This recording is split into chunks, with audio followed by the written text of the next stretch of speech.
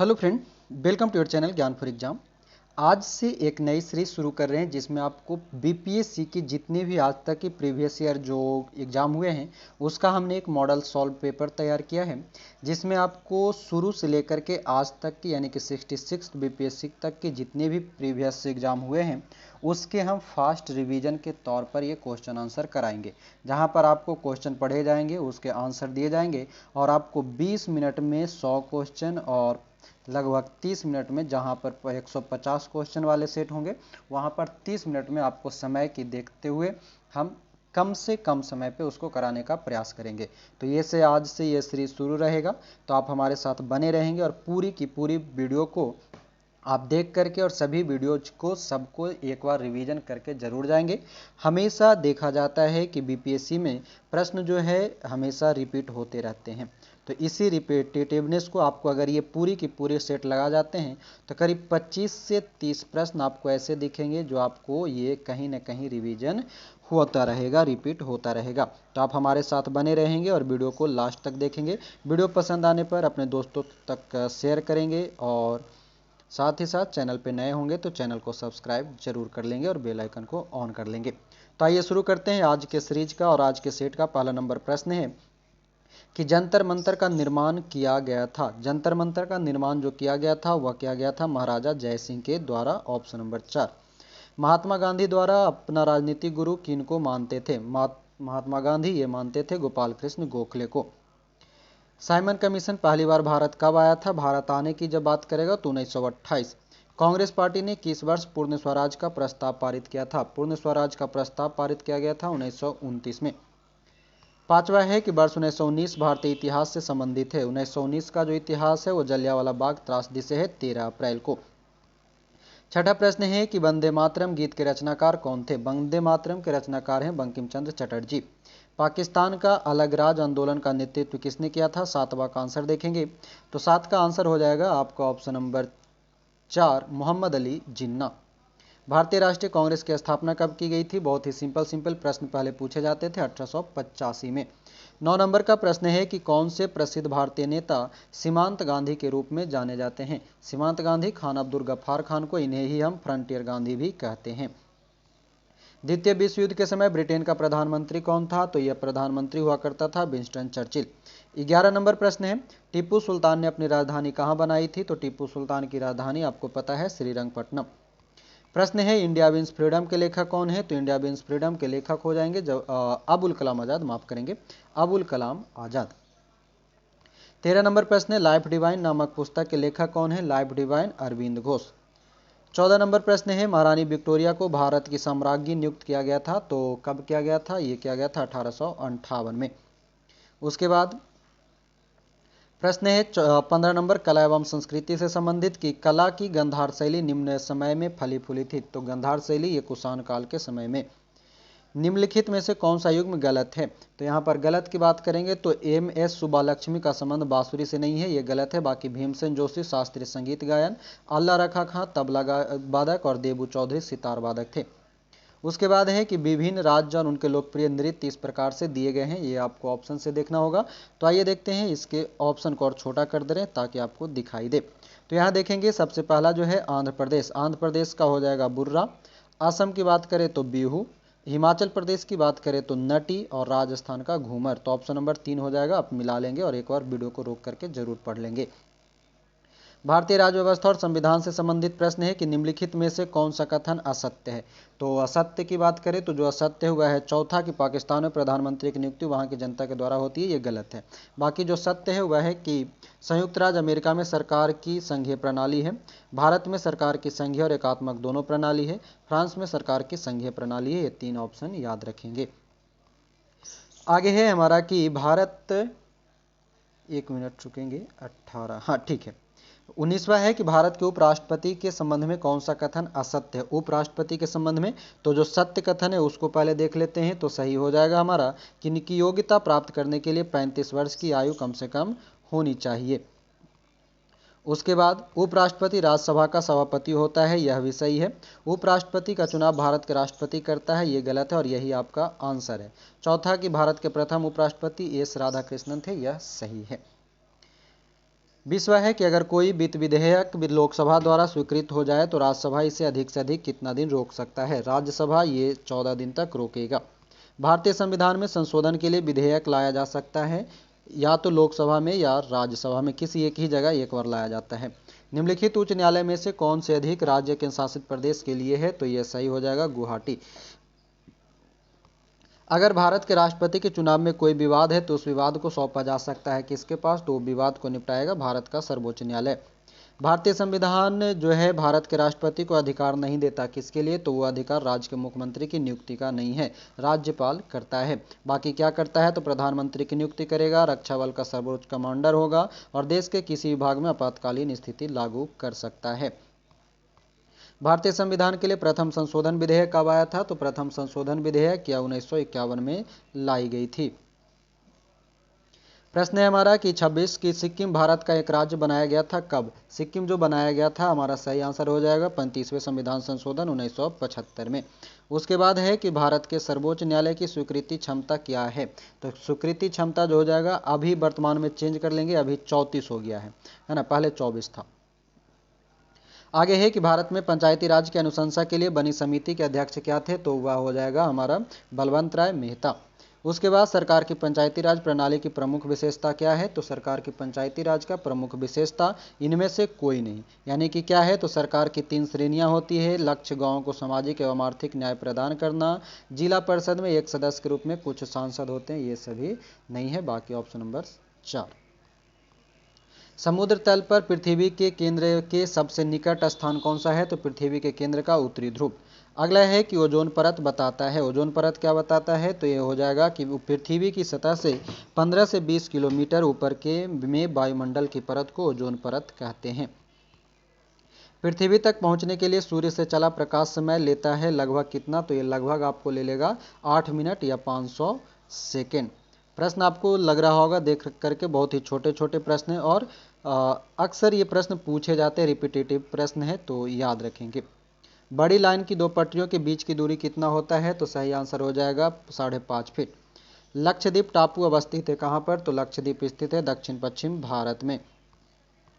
Scene नदी किस नगर से होकर बहती है, सीन नदी का जो संबंध हो जाएगा आपका हो जाएगा पेरिस से। गोबी मरुस्थल कहाँ पर स्थित है, तो गोबी मरुस्थल ये चीन में स्थित है, ऑप्शन नंबर ए।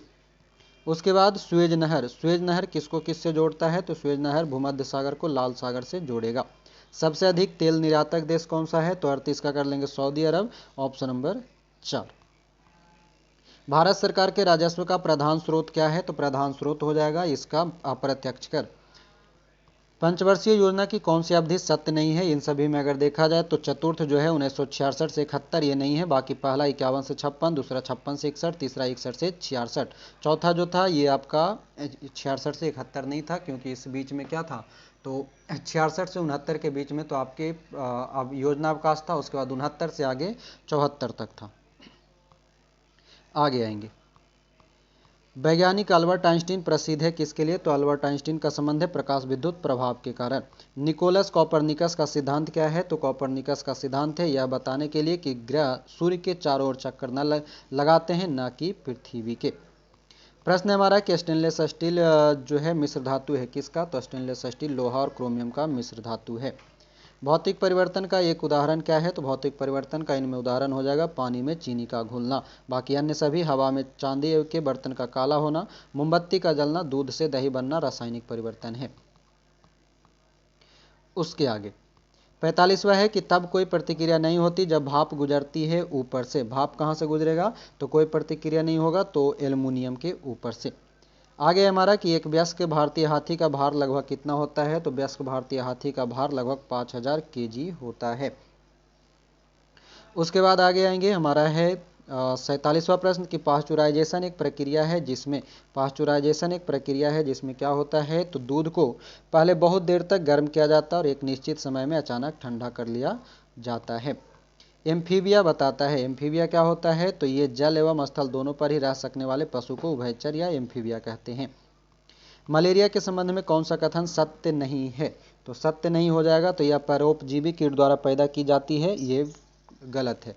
बाकी मच्छर के द्वारा फैलेगा, बदलती क्षेत्र में अधिकतर होता है, इसके इलाज में क्लोरोक्विन का उपयोग किया जाता है, ये सभी सही है। परमाणु ऊर्जा में भारतीय कार्यक्रम के जनक किन्हें माना जाता है? 50वां प्रश्न है, एच.जे. भाभा, होमी जहांगीर भाभा। अंतरिक्ष विज्ञान एवं पर अनुसंधान और विकास का श्रेय किसे जाता है? तो यह जाएगा बी साराभाई को, विक्रम साराभाई को। शीघ्रोत्पादी रिएक्टर बिजली पैदा करने वाला एक नाभिकीय रिएक्टर है जो बिजली उत्पन्न करता है। किस आधार पे? तो इसका सही आंसर हो जाएगा हमारा 52 का, वह है विलगन प्रक्रिया के द्वारा, विलगन प्रक्रिया के द्वारा। अब आते हैं राज्य विशेष। यहाँ से अक्सर आपको कुछ प्रश्न ज़्यादा ही देखने के लिए मिलता है। कहते हैं कि बिहार राज्य अवस्थित है निम्न देशांतर के बीच। तो बिहार है लगभग 84 पूरब से 88 पूरब के बीच में। बिहार में साक्षरता का स्तर है लगभग, ये जो है ये उस समय के डाटा के हिसाब से है, तो उस समय के हिसाब से आपका आंसर जो है 38% था। भारत में बिहार की जनसंख्या क्या है? तो भारत में बिहार की जनसंख्या जो हो जाएगा आपका ऑप्शन नंबर 3, तीसरा सबसे अधिक, 55 का 3 कर लेंगे। मुंडा जनजाति अधिकांशतः बसे हुए हैं। मुंडा जनजाति का संबंध आपको बिहार, झारखंड इन सभी से दिखेगा। निम्नलिखित भारतीय राज्य में लौह अयस्क उपलब्ध नहीं है, कहाँ पर? तो ये सही आंसर हो जाएगा पंजाब में। बाकी बिहार, मध्य प्रदेश और उड़ीसा में लौह अयस्क उपलब्ध हैं। आगे 58वां प्रश्न, ये समसामयिक है, उस समय के करंट के हिसाब से है, तो इसलिए इसको छोड़ दे रहे हैं। 58 से लेकर के 58 से लेकर के कुछ प्रश्न छोड़ देते हैं। बाकी यहाँ पर देखिए कुछ इंपॉर्टेंट है जिसको बीच बीच में वो पढ़ देते हैं। 67 क्या है कि उस्ताद जहारुद्दीन डागर हाल में खबरों में थे, तो ये किस लिए थे? यानी कि उस्ताद जहांगीर डागर का संबंध किस लिए है? तो साहित्य अकादमी पुरस्कार जीते थे इसलिए। उसके बाद भारत ने 1991 को घोषित किया था, ये इंपॉर्टेंट रहेगा वर्तमान में स्टैटिक जीके के रूप में, इसलिए इसका आंसर हो जाएगा भारत की यात्रा वर्ष। उसके बाद 1992 में गणतंत्र दिवस पर भारत रत्न पुरस्कार किन्हें दिया गया था? यह भी आपका स्टैटिक जीके में पूछे जाएंगे, तो JRD टाटा को दिया गया है 1992 में भारत रत्न। उसके बाद इधर के सारे प्रश्न जो है 1990 में दादा साहेब फाल्के पुरस्कार किनको दिया गया है, ये याद रखेंगे, ये प्रश्न स्टैटिक में पूछे जाएंगे। तो सही आंसर हो जाएगा ए नागेश्वर राव को। मैग्सेसे पुरस्कार प्राप्त करने वाला कौन था उस समय के हिसाब से है? तो ये इसका था अरुण शौरी। उसके बाद इधर छोड़ देंगे। हाँ, अब आएंगे विविध में। विविध कहता है कि बुतरस घाली संयुक्त राष्ट्र संघ के नए महासचिव कहाँ के हैं? बुतरस घाली का संबंध कहाँ से है? तो मिस्र से है, ऑप्शन नंबर 4। उसके बाद पूर्व सोवियत संघ का कौन सा पहला गणराज्य था जिसने अपने को स्वतंत्र घोषित किया है? तो यह सही हो जाएगा एस्टोनिया। दक्षेस यानी कि सार्क आंदोलन शुरू करने का उद्देश्य क्या था? तो सार्क का उद्देश्य क्या है? तो क्षेत्रीय सहयोग स्थापित करना।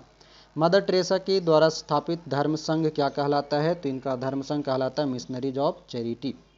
पंचशील की मुख्य विशेषता क्या है? तो पंचशील की मुख्य विशेषता होती है देशों के मध्य मित्रता और शांतिपूर्ण अस्तित्व। बछेंद्रीपाल निम्न क्षेत्र में एक सुपरिचित नाम है, बछेंद्रीपाल का संबंध किससे है? तो पर्वतारोहण से।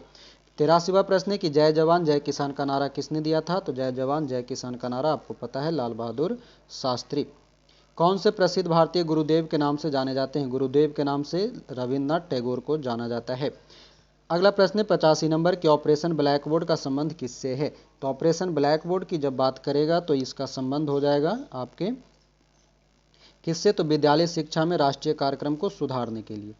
अगला है 86 की चिपको आंदोलन संबंधित है, तो चिपको आंदोलन वृक्षों को बचाने से संबंधित है, सुंदरलाल बहुगुणा संबंध थे।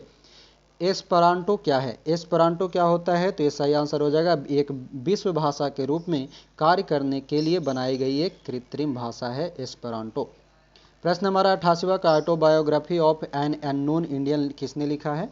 तो यह लिखा गया था नीरज सिंह चौधरी द्वारा, autobiography of an unknown Indian. 89वां है कि युवा भाषा जो भारत में हिंदी के बाद वक्ताओं की दूसरी सबसे अधिक संख्या द्वारा बोली जाती है, तो इसका सही आंसर हो जाएगा तेलुगु। वर्तमान में तेलुगु नहीं है, बंगाली है, वो सुधार कर लेंगे, ठीक है। वर्तमान समय में अगर देखा जाए तो हिंदी फिर बंगाली। स्विट्जरलैंड में बोली जाने वाली प्रथम भाषा क्या है? तो प्रथम भाषा हो जाएगा अंग्रेजी, फ्रेंच और इटालियन, जो कि स्विट्जरलैंड की प्रधान भाषा है। यूनेस्को की कार्यभाषाएं क्या है? कुछ गलत पढ़ा जाता है जल्दी में, तो उसको आप सुधार कर लिया करेंगे देख करके क्वेश्चन को। यूनेस्को की कार्यभाषा जर्मन, फ्रेंच और रूसी। 92 है कि भारत में जन्मे 2 अमेरिकी नागरिक जिन्हें विज्ञान के क्षेत्र में नोबेल पुरस्कार मिला था, वे कौन है? भारत में जन्मे 2 अमेरिकी नागरिक, तो इसका सही आंसर हो जाएगा 92 का हरगोविंद खुराना और एस चंद्रशेखर को। कलिंग पुरस्कार किस क्षेत्र में दिया जाता है? ये आपको पता है कि विज्ञान को लोकप्रिय बनाने के लिए दिया जाता है। वैज्ञानिक इवान पावलोव किस क्षेत्र में अपने कार्यों के लिए जाने जाते हैं? तो इवान पावलोव का संबंध है प्रायोगिक मनोविज्ञान से। 95 है कि किस खेल के थॉमस कप पुरस्कार दिया जाता है? तो थॉमस कप हो जाएगा आपका बैडमिंटन के लिए। प्रथम एशियाई खेल हुए थे कहाँ पर? तो प्रथम एशियाई खेल नई दिल्ली में आयोजित किया गया था। 97 है कि संसार का सबसे बड़ा स्टेडियम अवस्थित है कहाँ पर? तो संसार का सबसे बड़ा स्टेडियम जर्मनी में है। वर्तमान में ये अब क्लियर नहीं हो पा रहा है कि किस क्षेत्र के यानी कि किस खेल का स्टेडियम है। अगर अभी क्रिकेट का सबसे बड़ा पूछ ले तो मोटेरा या नरेंद्र मोदी स्टेडियम अहमदाबाद का है। 98 नंबर प्रश्न है कि प्रकाश पादुकोण का संबंध किस क्षेत्र से है? तो ये इनका संबंध रहा है बैडमिंटन से। डुरंड कप किस खेल से संबंधित है? तो डुरंड कप फुटबॉल से संबंधित है, याद रखेंगे अक्सर पूछा जाता है। और आखिरी प्रश्न है आज का कि लिम्बा राम ने किस खेल में अंतर्राष्ट्रीय ख्याति प्राप्त की है? तो यह हो जाएगा आपका तीरंदाजी, ऑप्शन नंबर ए। तो ये थे आपके पूरे के पूरे 100 प्रश्न जो कि पूछे हुए प्रश्न है प्रीवियस ईयर बीपीएससी में। और हमारा प्रयास ये आपको कैसा लगा आप हमें ज़रूर बताएंगे। हमने इसको प्रयास किया है मात्र 16 मिनट में, 20 मिनट भी नहीं लगा 100 प्रश्न कराने में, और आपको हम करा दिए। और इसी तरह से इसके आगे के भी सीरीज जो आएंगे वो उसमें सभी के सभी 150 प्रश्न होंगे, वो भी आपका 20 से 25 मिनट में उसको भी कंप्लीट करेंगे, और वो फास्ट रिवीजन ही होगा सारे के सारे।